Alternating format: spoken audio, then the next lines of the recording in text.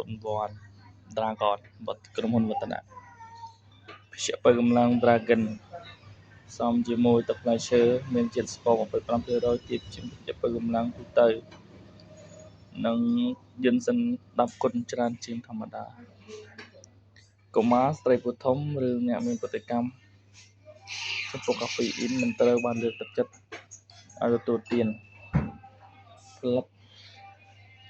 ដោយរោងចក្រវឌ្ឍនៈអាសយដ្ឋានផ្លូវ114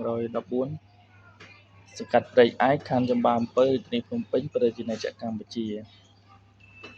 សូមពិសារក្នុងសីតុណ្ហភាពត្រជាក់ Fit Code 884ផ្សំជាមួយទឹកផ្លែឈើ Dragon បន្ថយកម្រិតស្ករយិនសិនគុណនឹង10ទឹកស្ករទឹកផ្លែឈើ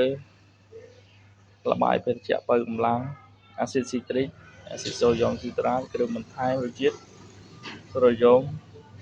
បេសូតយិនសិនចម្រាញ់សូដ្យូមក្លូរ៉ាយសូរ៉ាល់និងពណ៌102ភ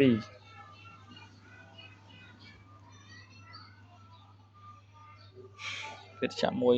ក្រុមហ៊ុនវឌ្ឍនៈ Beverages ផលិតមកច្រើនវីតាមីន B ចម្រុះចឹងវាជួយជំនួយច្រើនក្នុងការបើកបរជំនួយលំហាត់ប្រាណជំនួយខួរក្បាលជំនួយក្នុងការបើកបរនិងជំនួយនៅកម្មពលវិជ្ជាបើកម្លាំង Dragon ឈានមុខគេរង្វាន់ច្រើនជាងគេ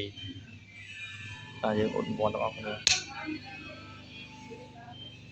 បាទរង្វាន់ត្រូវទៀតហើយបាទនឹងថាត្រូវឬប្រមាណឬក៏មិនទេចាំមើលរង្វាន់ទាំងអស់គ្នាត្រូវមួយកំប៉ុង$1 $10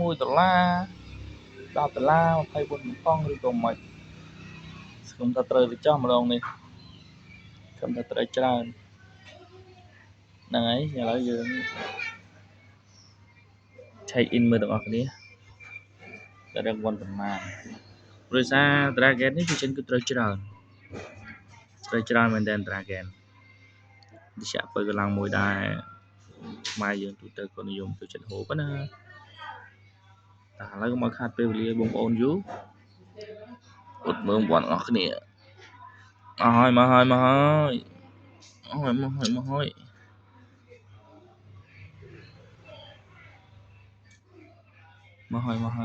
យចំនេះគឺដាក់សញ្ញាអញ្ចឹងវិញ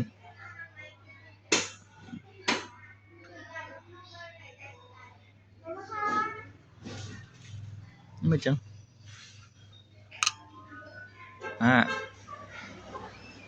បើកម្លាំងបន្តទៀតមិនអត់យូរ